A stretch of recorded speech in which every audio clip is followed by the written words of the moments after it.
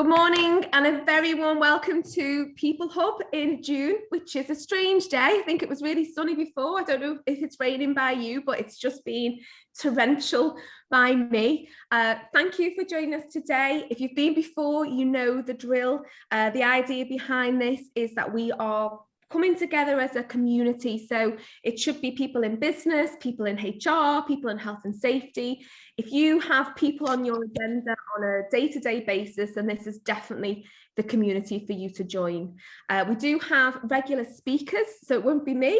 I will be interviewing somebody, and normally we'll try and pick on key topics. So today we felt that it was really important to talk about that great resignation. I don't know how you're feeling in your business. I know when I'm talking to people across all sectors, there seems to be the same challenges that people are having. So I am delighted that we have Elaine Courtney with us today. She has been in business for a similar amount of time as I have. We started very similar time, so over 15 years. She's worked within recruitment. We were at an event recently together, and I was really impressed by her thoughts. A very ethical recruiter. She's going to tell you sort of what she's seen in the market, give us some recommendations. But I'd love to get your feedback as well. So if you can use the chat box, let us know who you are, where, what business you're from, and what experiences you're having at the moment within the market. So first of all, we are going to do a little bit of networking because we are a community. So it's fantastic for us just to break away and get to know each other better. So Dan is going to put us into some breakout rooms. We're just going to do this for 10 minutes. We're then going to come back into the main room, and I'm going to ask Elaine some questions. And then again, as I mentioned, if you can pop any questions into the chat box, we are going to have some time at the end to be able to ask us some specific questions around recruitment. Is everyone back in the main room, Dan? Yeah, that's everyone back. Great. Okay. I'm just trying to... Brilliant. Okay, well, thank you. I hope you enjoyed that. I had a great session then with Lynn and Simona. It was great just to hear people on different parts of their journey and sort of the challenges that they're finding in recruitment as well. So now I am really delighted to introduce Elaine. As I mentioned before, Elaine has a wealth of experience. I really would describe her as an ethical recruiter.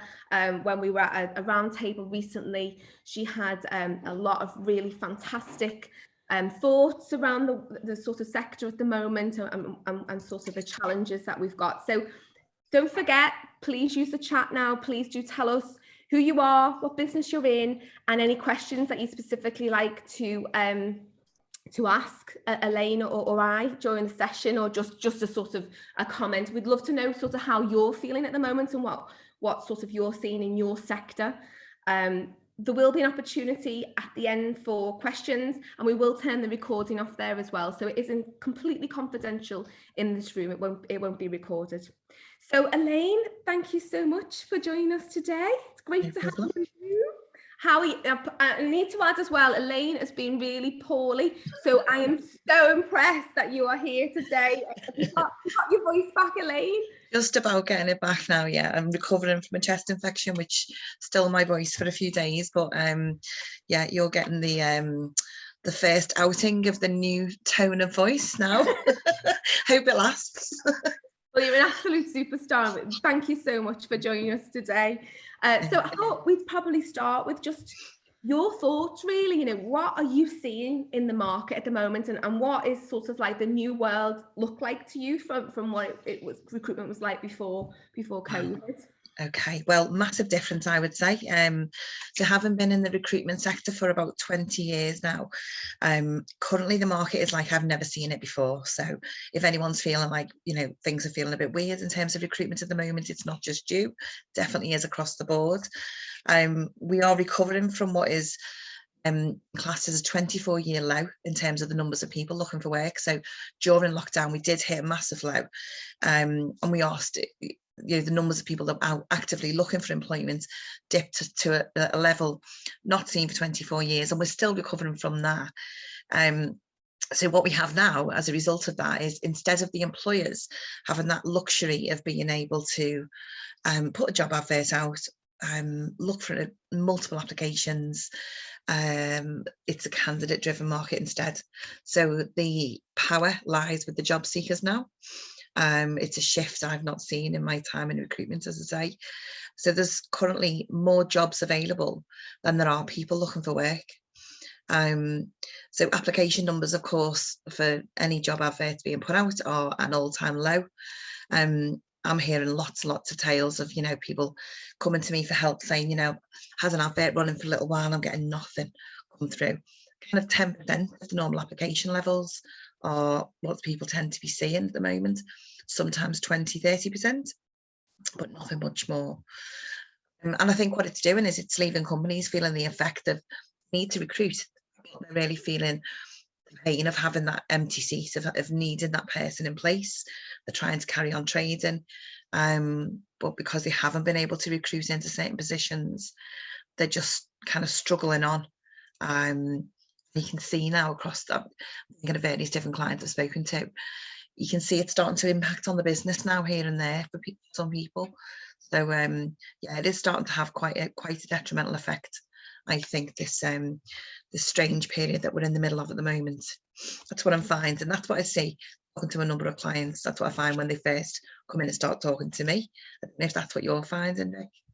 Yeah, and that's refreshing to hear, Elaine, because I was only talking to a client yesterday in the legal sector, and they were, a little bit worried about it really, and we're talking about sort of when they would normally sort of put an advert up and they'd have at least sort of 50 good applicants, and they put one up recently and they haven't had any. And I think for you to say that, hopefully when the people in the room will feel sort of a bit of relief that, it's not just them, it's not their company.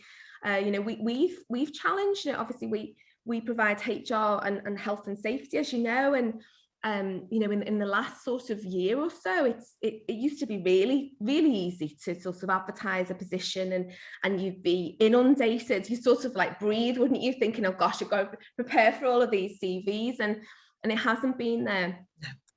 I think it's those demands as well, and in the breakout that I was in then, we were talking a little bit about this, the way, I don't know what you're finding here, but how rude some candidates can be, and not turn up for interviews, not care about their own sort of reputation. For you, Elaine, obviously you're likely to see them again, aren't you? That your paths will cross again.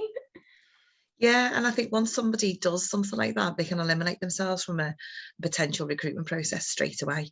We've had candidates calling the shots. We've had people saying, people who've applied for a position and we give them a call and they'd be quite rude about, how dare you call me kind of thing. I have a job now, because people are getting jobs sometimes within 24, 48 hours of the interview process. It's all done and dusted and wrapped up. So things are moving so much more quickly than they used to. And yeah, candidates being quite, I think, demanding as well, is what we've seen. It used to be you'd have a conversation with somebody who was on, I don't know, £25,000 a year, and you'd talk to them about their next job, and they'd say, and the salary they were looking for, and they might say, oh, well, I'm hoping maybe for 27, 28 in my next role. And we'd think, great, it's reasonable, step up. But excuse me, but what we're seeing now is, I wouldn't take anything less than 30. I wouldn't take anything less than 35. The language has changed, the attitude has changed. So yeah, definitely a change there. And if that is a massive concern, isn't it? And I am concerned in that regard, because I've had sort of people that we've interviewed for roles within HPC, and they've had a counter offer of sort of like £10,000, and so it's blown us out the water, because we've thought, well, with the greatest of respect, you're not worth that to us. And my worry is, I can see, and I've got clients that have made similar decisions, and they've made the decision based on, well, I'm going to have to train someone else because they're about to leave. I've obviously got to pay recruitment fees and all that managerial time and effort involved in interview. But they're expecting then a £10,000 increase. They want to see that improvement, don't they? And the challenge is sometimes these people aren't skilled to do that. So how do you approach that with the sort of candidate? It's a difficult one, really, because you are seeing £5,000 salary increases, 10,000, even 15,000 I've seen. Either a new employer offering that increase to attract a new member of staffing because they've become desperate, or as an employee goes to resign from their job, their existing employer is making that increased offer to keep them. So it's called counter offer. So I'm seeing that go on across the board.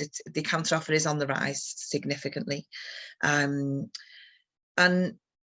it's difficult to manage, really. From my point of view as a recruiter, I believe that, and I belong to a network of recruiters across the UK, and we are all of a very similar thought on this, that it's almost like we're the front line in terms of the recruitment process, and we have to guide and advise our clients to not make those knee-jerk reactions and offer that extra 5,000 or that extra 10,000, even up to 15, as I say, because what's happening across the market where that's allowed to happen is we're seeing maybe a £25,000 candidate being put into a £35,000 job and asked to operate at that level. Now, they may not have the right skills and abilities and experience to do that job at that level. They've just jumped up. So there's an expectation on them that's unfair in many ways. Yeah. There's also expectations of them from their employer, from their team members to perform. They'll feel the pressure of that. We're going to see them feeling, a little bit disengaged with their role as a result of it. Because they're not able to perform, it's difficult for the company because they're not getting the service delivered that they normally would have from that role. So I believe the more that goes on, the more that we have people jumping up into these £5,000, £10,000, £15,000 higher jobs, it's going to cause destabilisation in the market in around about, I predict it to be for anything from 6 months onwards. We'll start to see so kind of shaky foundations appear off the back of that, really, because you're going to see people who've been stretched, they're going to, stressed out of their comfort zone, and disappointed employers as a result. I don't believe ultimately it does anyone any good. It certainly shouldn't be going on across the board as we are seeing. So we're trying to counter that as recruiters. We're trying to advise clients not to make that quick decision. There's other things that can be done to salvage the situation instead of that. I couldn't agree more that would be, my prediction for sort of the next 12 months. And I was reading in the Financial Times at the weekend, Unilever now are looking at making some significant redundancies. It's not sustainable, is it, for everybody, to sort of knee-jerk and make some decisions to retain staff or to sort of have an inflated salary. Particularly, and we all know, I think a lot of you are in HR, so we all have to demonstrate our worth all the time anyway. We are seen a lot of the time as sort of an overhead, aren't we? It's incredibly frustrating that we have to justify our worth, but they're the first, they're the first places, aren't they, where the part of the business that is seen as the overhead are the first things to go. So yeah, I totally agree. I think that there will be some real sort of destabilization in the market, and we're going to have to, as professionals, sort of manage that, aren't we, through the business?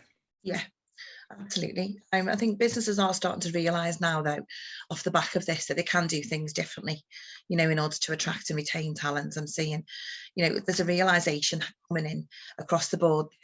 Job seekers are kind of looking for the job of their dreams now. If there's ever a time to look for the job of their dreams, it's now.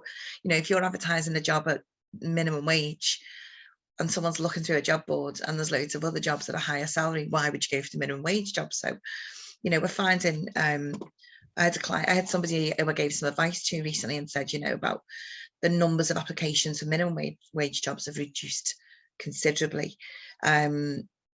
And for me, it's just about giving advice and guidance, trying to help that employer to position themselves as well as they can. Obviously, they've got the salaries to think about of the other employees within the workplace. So it's a difficult one for them to make decisions on offering a different wage on a position. But in certain circumstances, they can look at the wage, which I do believe will make a big difference in attracting people. I think also employers are starting to realise that, and it's something that I keep talking about to people, is think about what you're offering to people. Think about, if a job seeker is going to look at your company versus lots of other companies, why would they choose you? So there's lots of different ways that a job seeker could find out about employment with you. It could be that they see your job advert. It could be that they go into your website. It could be that they've heard it through word of mouth. If it's word of mouth, what are people saying about your business? How do people describe your company? If it's your website, does it truly reflect what it's like working in your company? You know, if I was to go on your website today, would I get a vibe of what it's like if I was working in your team? And if it's your job advert, and this is one of the biggest areas where I believe changes can be made, is in your job advert. So very often an employer will write a job advert from the point of view of, I'm the employer, this is what I want, this is what I need, this is what I'll pay at the very bottom, this is what I'll pay you to come and do this. You have to realise that candidates have almost got a what's in it for me hat on at the moment. Well, generally most people have it a lot of the time anyway, but we do look at things as to what benefit is this to me. If they're looking at a job, what's in it for me? You need to be stating really clearly on your job advertisements who you are, what the positives are of working within your company, what would entice people in, what's great about working for your company, what's good about this job. You've got to put all of those benefits and positives and make it as clear as possible to people, you know, as front and central as possible, really, to give yourself the best chance to entice them in, because it's got to make them choose you over another employer, basically. So that's something I'm finding is a bit of advice I'm giving out to clients, helping them a lot to, you know, get these application numbers up. Yeah, and it's such a good point. And again, when I was in the breakout session, then we were having a joke actually around sometimes when people talk about the benefits, you know, and they'll say there's like pension. It's like, well, Yeah, you know, legally you've got to do that now anyway. You know, free parking, yeah, free coffee, you get some water, get your own desk. Yeah. And your own mouse. I was listening to a podcast by, you know, Stephen Bartlett does that podcast now, which actually I really enjoy it. So when I take the dogs for a walk, I'll put in my AirPods and listen. And he was talking about when he was obviously the founder of Social Chain. And he said it was really interesting because they were always, their USP was being incredibly flexible. So obviously tech business, it was sort of like work when you want to work. If you want to come in the office, come in the office. So when the pandemic hit, it kind of removed their USP because all of a sudden everybody was sort of flexible, and he found the most sort of turnover in staff than he'd ever had before. So what are you finding from that perspective, Elaine? I know this sort of hybrid, it's a big debate, isn't it, at the moment, whether it works or not, but are you seeing that a lot of sort of demands around flexible working? Yeah, I'm saying that it's part of the conversation. I mean, I can't remember more than, you know, I count on one hand the number of conversations I've ever had in my entire career before lockdown about flexible working during an application process for a job. It was never part of the conversation, and now it's part of almost every conversation with candidates during the interview process that we have. So we're just, you know, addressing the elephant in the room now. We're talking to people about what's your thoughts on flexible working, what's your thoughts on hybrid working, because I still have one or two employers that are holding on, not wanting to offer any form of flexible working. Everyone else has kind of given into it and embraced it and brought it on board, which I do believe is the right thing. I'm advising the ones who won't offer any form of flexible working to just have a meeting about it, discuss it, think about it. You're not going to attract staff unless you're offering some degree of flexibility. So yeah, so you know the candidates are looking for it now, and it's an expectation. So we might as well get clear in our minds what their expectation is in case it doesn't match what the employer is looking for. So for us as recruiters, my job is to understand what my client needs as much as possible, and then find people that match that really closely. So if my client is only able to get to the point of offering one day working from home a week, and that's their absolute maximum, whereas our candidate coming in needs 4 or 5 or 3 or 4, you know, perhaps that's not going to be a match at all. There's further conversation to be had. There could be potentially some option to meet in the middle, but in general, the flexible working is just part of the conversation now, and it's an expectation. Personally, I believe that in the longer term, we will start to revert back to more of our time in the office than at home, because I think a lot of the novelty is wearing off for a lot of people. There's all sorts of stats and reports and all sorts coming out now about what's happening to people who are working at home more than they work in the office, and there's a feeling of loneliness, isolation. They're not managing to pick up on everything that's going on in the office space. And there's even now, which it's a bit sad to see, but there's even now data that shows that people who are not as visibly seen in the office as much as others are likely to miss out on opportunities for promotion as well. So it can be impacting people's careers. So I think we'll start to see it switch back the other way over a period of time. Yeah, because it's interesting, and I don't know if you do a lot in the hospitality sector, Elaine, but we were speaking to somebody quite senior in Manchester.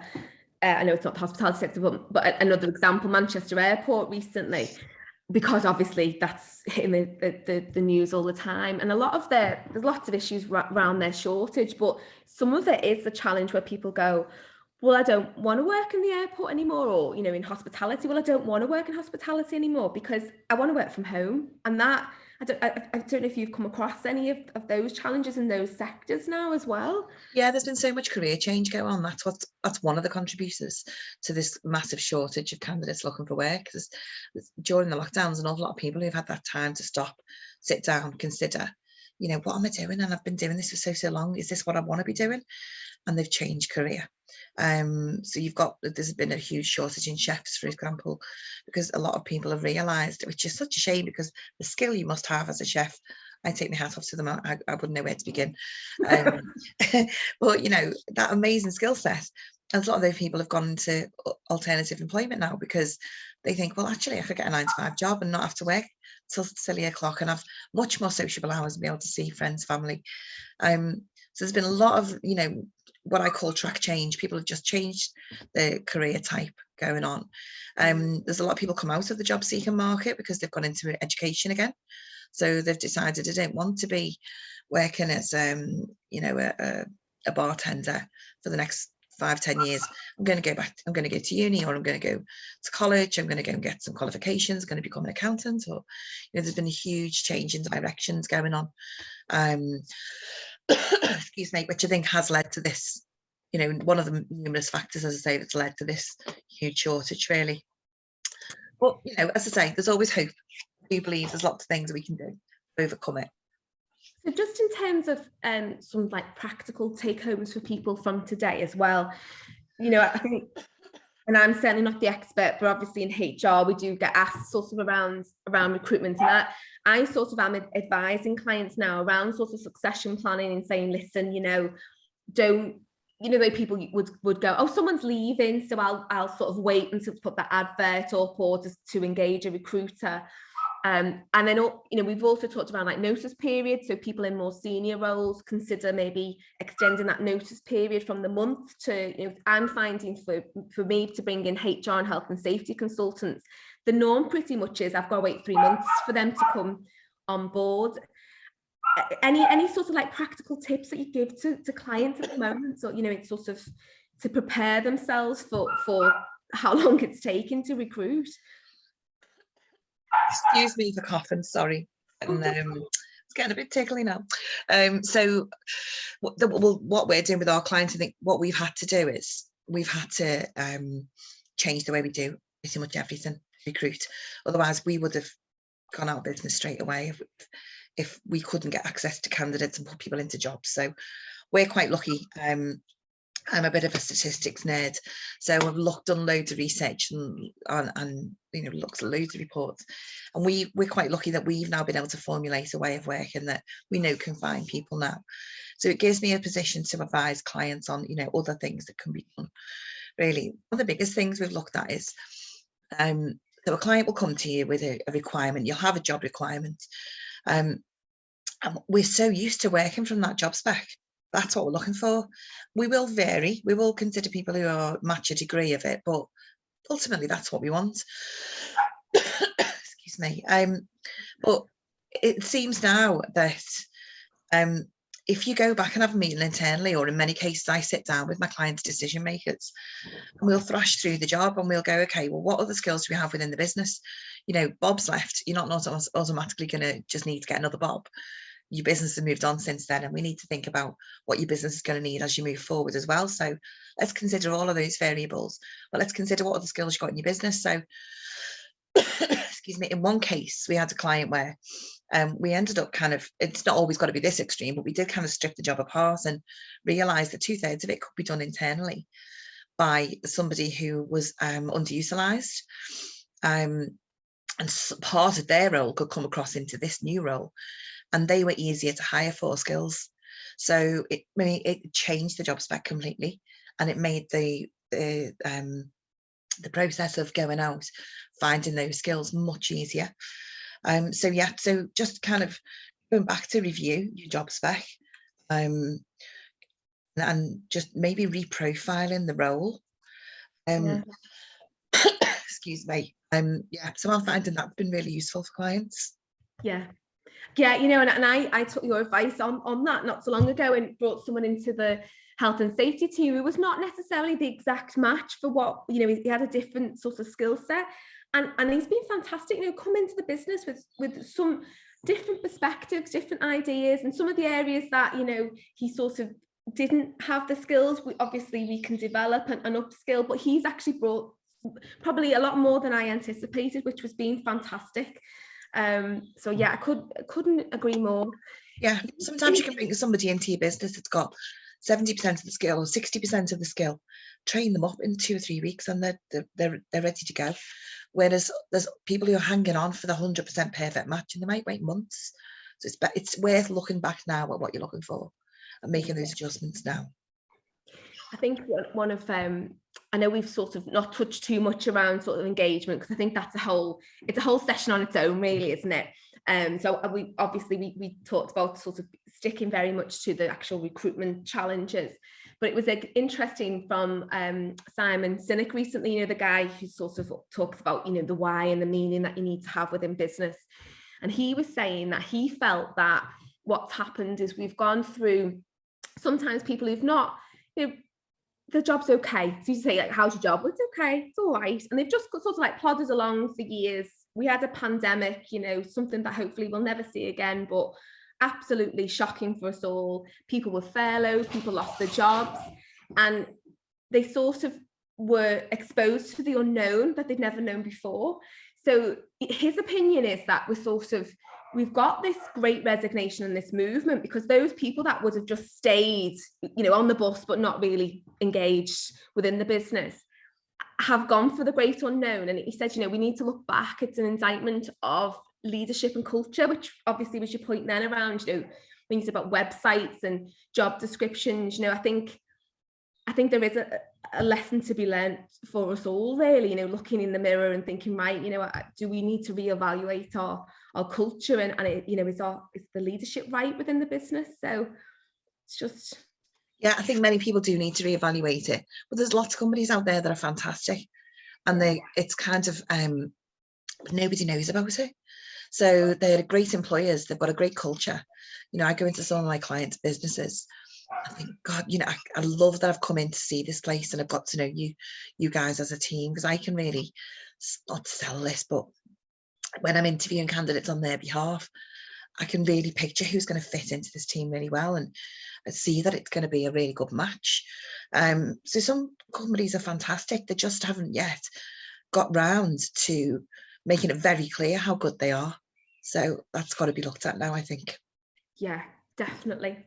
Well, I'm conscious of time because I know we want to try and stick to 45 minutes, and I'm worried, Elaine, that you're not going to have any voice left if we carry on. But thank you so much for today. I've really enjoyed the session. Obviously, this is Elaine's details here now. I wouldn't hesitate to recommend Elaine for any of your recruitment needs. You are very much an ethical recruiter, which is fantastic, because I know it can be quite tough, and for the recruiters in the room now as well, you know, it can be quite tough for the reputation that sometimes recruiters have. So it's great to have you here, and obviously smashing that glass ceiling on recruitment. No, thank you for the opportunity to talk and to share my thoughts and experience. And the idea, to be honest, is, you know, if we can help anybody to get past these issues that they're facing, we want to do that. You know, that's great to be able to talk and share this thinking, because I know it's helped a lot of companies so far. I'm happy to talk to anyone who's facing some challenges on bringing people on board, and just give advice and guidance wherever needed. Just give me a call. Thanks, Elaine. We will send your details when we do a follow-up after the session. So just in terms of what I hope you've enjoyed today, our next session, we do every second Wednesday of the month. So put it in your diary now. We will announce the speaker in the next week or so. It is 45 minutes. This format starts at 9:15, just to help people if they are doing the school run. We finish at 10. And we do have a LinkedIn group as well. So we will send you, if you're not in the community now, we will send you a link afterwards so that you can join our community. And if you've got any ideas, anything that you'd love us to talk about, or you'd like to speak at one of our events, please do let us know. My details are on the screen as well now. I'd love for you to connect with me. It'd be great. And thank you so much for your time today, and I'll see you soon.